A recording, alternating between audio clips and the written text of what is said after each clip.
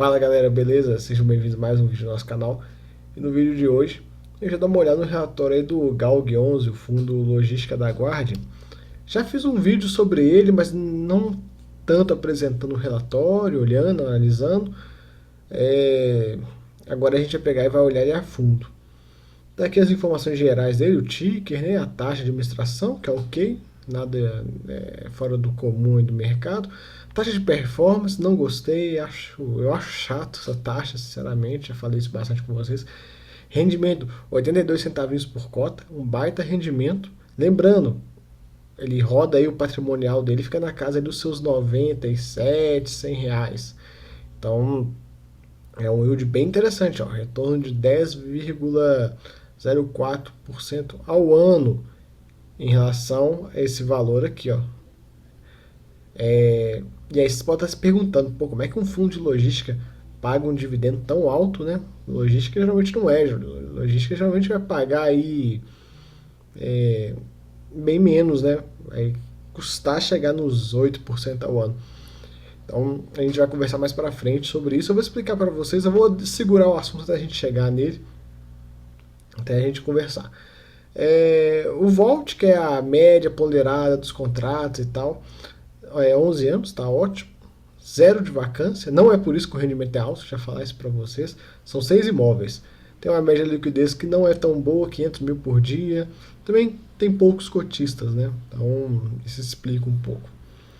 O gestor traz nos comentários, legal, até marquei, não vou passar por todos eles aí de forma detalhada. Falando mais da Selic, né? Ele fala que a Selic no pré-guerra, no cenário sem guerra, ia parar ali em 12, agora nesse cenário com guerra vai para 13. É isso que o gestor está precificando. E ele fala aí que para o fundo, né, nada muda, os contratos todos atípicos e tudo. Então, para eles não muda nada. Essa aqui está uma tabela entre evolução do valor de mercado e valor patrimonial, bem interessante, que a gente vê que ele vem sendo negociado com desconto há um bom tempo. Essa linha aqui que eu mostrei para vocês é o PVP, e é um fundo que paga muito bem. Então ele já tem um desconto, vocês vão entender também o porquê disso. A gente vê também aqui ele falando um pouquinho de um descasamento, de pagamento e tal, que ocorreu. Ele explicando, né, que fevereiro foi menor, porque eles receberam valores adiantados e tal. Nada preocupante. Aqui os resultados do fundo, eu vou dar até um zoom para a gente ver. O fundo, ele gera aí na casa dos seus 1,10, 1,15. Ele entrega aí os seus 84 centavinhos. Aí você pode se perguntar, pô, para onde está indo quase 30 centavos? Despesas. E que despesas são essas? Despesas financeiras relacionadas à alavancagem, relacionadas à dívida. Tá aí o motivo que ele paga tão bem. Ele é um fundo muito alavancado. E um ponto que eu achei ruim nessa demonstração de resultado é que ele coloca só total de despesa, não coloca o que é taxas, custos normais do fundo separados aí da alavancagem. Seria muito bom se a total de despesas ter aí discriminado o que é o que, para a gente saber aí quanto que a alavancagem está custando para esse fundo. Questão de rentabilidade, liquidez, já comentei, né? O número de cotistas vem subindo, que é bom, ó, vem subindo de forma consistente. A gente vê aí ele praticamente todo alocado em imóveis. A distribuição geográfica dele, ele foge um pouco dessa pegada de ter só imóvel em São Paulo, e isso eu enxergo até com um ponto meio ruim, para te falar bem a verdade. O ouro da logística está aqui, ó, nessa região aqui, São Paulo, Extrema, aqui no biquinho do Rio, que é essa região aqui onde eu estou circulando, ó, posso até fazer aqui para vocês. O ouro da logística tá aqui, ó. Não tem jeito. É essa região aqui, ó. Aí é o ouro.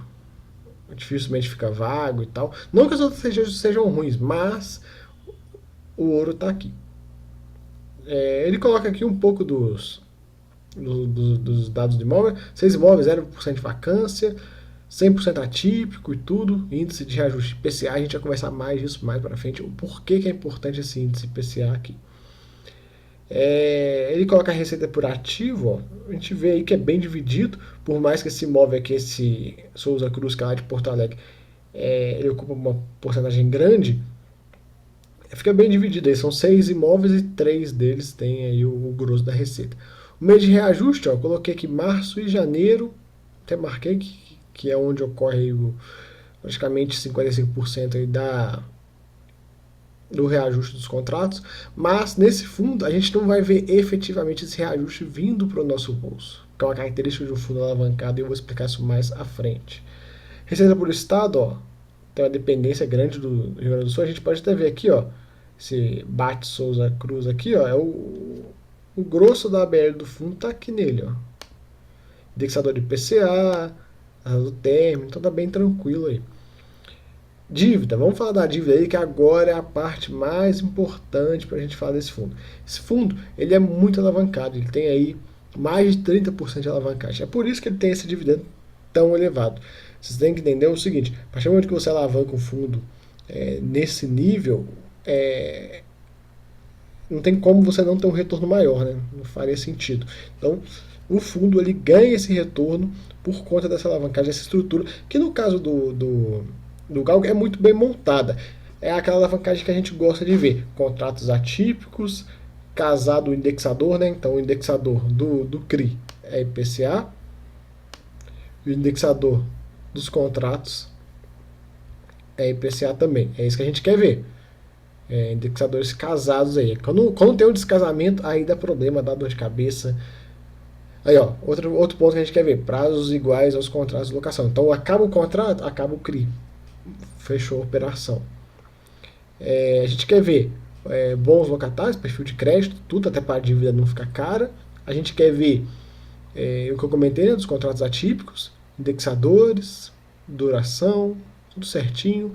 E no caso de um fundo com esse perfil de dívida, o que a gente quer ver também é uma página como essa, trazendo toda a informação da dívida de forma bem explicativa. Ficar algo bem fácil de você entender. Porque não tem como você investir no produto que tem esse nível de dívida sem entender a dívida como está sendo feita.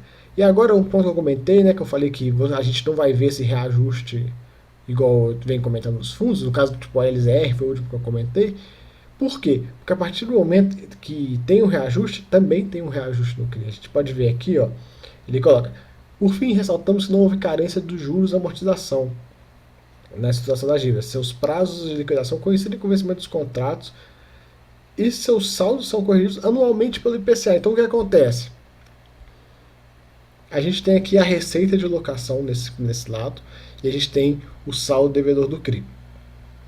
Pelo saldo devedor do CRI, a gente calcula a PMT, que vai ser um valor dela, vai ser juros mais amortização. Quando a gente tem aqui a receita de locação, ela é ajustada uma vez ao ano, né, anualmente, ela sobe a inflação, porque são contratos ativos, ela sobe 10%, o nosso saldo devedor também tem a mesma correção dos 10% da inflação. Então, o seu saldo sobe, a PMT sobe, tudo sobe. Então, esse aumento que ocorre, a gente não vê. Então, a característica de um fundo alavancado, em teoria, é a gente ver esse resultado de 82 centavos por cota até o fim dos tempos, assim, até o final da dívida, né? Claro que tem outros fatores que vão ditar isso e tudo. O fundo, às vezes, no meio do caminho, pode estar no momento interessante para fazer uma emissão, ele faz uma emissão e paga a dívida e tal. São N fatores, mas, a grosso modo, de forma bem teórica, é isso que ocorre. Por isso que esse fundo você não vai ver aumento de rendimento. Não venha daqui a 3 anos e falar: pô, o Galg está pagando 80 centavos, o Galg pagava antigamente. É para pagar isso. Não tem que ter essa escadinha de rendimentos porque é um fundo alavancado. Então, em teoria, não vai ter essa escadinha, né? Claro que tem outros fatores que influenciam e tal, mas a grosso modo, isolando apenas essas duas variáveis, é isso que a gente consegue ver. Agora, eu já vi um pouco dos imóveis dele, são bons imóveis, e um ponto que eu achei não ficou legal, que não tem nenhum mapa aqui para a gente ver onde fica em relação à região metropolitana. Lembra que a gente comenta muito, né? Eu falo muito, o ouro da logística. O ouro da logística está onde? No raio de 30 da região metropolitana. Então, o que eu fiz? Eu peguei aqui esse Souza Cruz, ó, coloquei aqui, a gente vê Porto Alegre aqui, dá para ver que ele fica bem colocado. Eu não consigo desenhar um raio nesse mapa aqui, que eu estou no Google Maps, Mas eu coloquei assim, só pra gente ver ó, o ponto de partida, eu vou colocar aqui o centro da cidade. Claro que não vai dar como raio, mas a gente vê que fica 28 quilômetros aí. Tem essas vias rápidas aqui para ir até lá. Então uma localização boa. Eu queria poder colocar o raio no mapa e tal, mas enfim, vai além das minhas capacidades com informática. O outro também, ó, a gente vê o outro imóvel. Esse aqui eu não vou passar por todos aí no Google Maps, eu peguei esse de Porto Alegre apenas pra gente ver. No mês que vem, quando eu vou fazer o acompanhamento de novo desse relatório, aí eu pego desse aqui, a gente vai vendo um por mês e tal, senão eu vou matar o relatório todo rápido aí fica sem graça. Mas a gente vê o importante, quando até fica bom de dica para vocês também, né, não fica tão fácil assim. Quando vocês analisarem algum imóvel de alguma região que vocês não conhecem, tipo, por exemplo, Salvador. Por mais que eu conheça as cidades, né? Eu conheço Porto Alegre, conheço Salvador e tal, mas eu não conheço ao ponto de saber onde fica isso. Então, você pega, joga no Google Maps e vê. Tá dentro do raio de 30? Pô, se já é nesse raio de 30, dificilmente fica vago. E lembrando, são contratos atípicos, então é difícil de ficar vago justamente por causa desse ponto. Mas eu tô falando para uma análise de um outro fundo que venha fazer isso. Até também para você ver a localização dos imóveis, se é uma localização boa, se é uma localização ruim.